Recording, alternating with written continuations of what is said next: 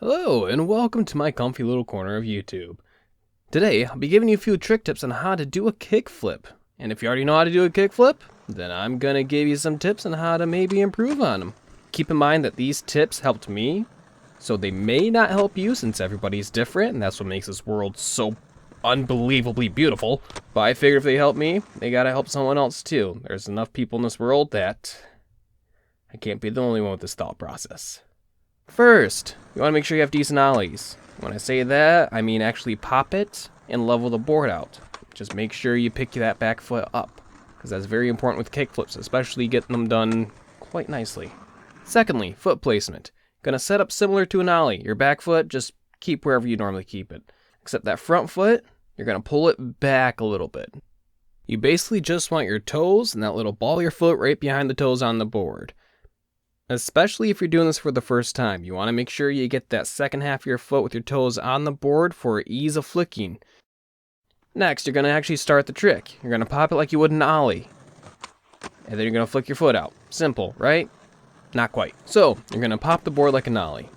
When you do that, make sure you pull your knees up. It doesn't have to be a lot, just to make sure the board has enough room to actually get a full rotation. That's why a lot of people don't land kick flips for the first few weeks they try them, because they don't pop it high enough.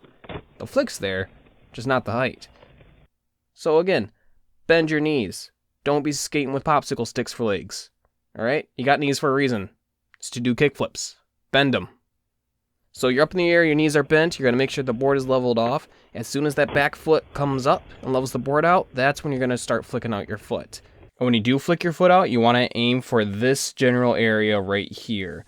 Everything from this pocket to more close to the tip of the board.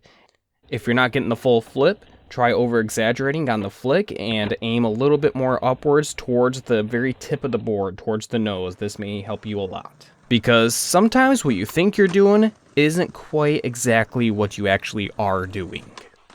Some people say flick out and down, that might help you, but the whole flick is entirely on you.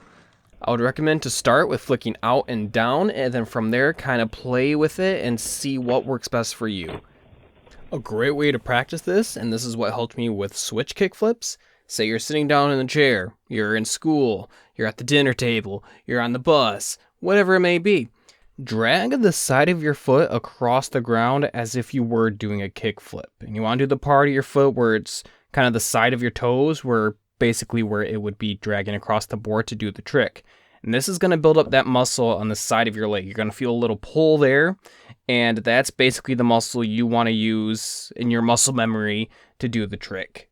And then once you drag it far enough along the ground, you're going to just flick it off and level it out. And that's what makes this whole trick work.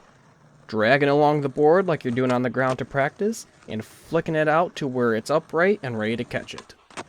So upon catching the board, your back foot, try not moving it. That's what helped me the most, is I learned that my back foot did not really move a whole lot. It basically went up and then back down. A few problem areas you might run into. When you pop it and flick the board might still be at an angle. You didn't fully level it out before flicking it. This is what we call a mob flip. You want to try to avoid doing this. It can cause injuries from the side of your knee all the way down to your ankle.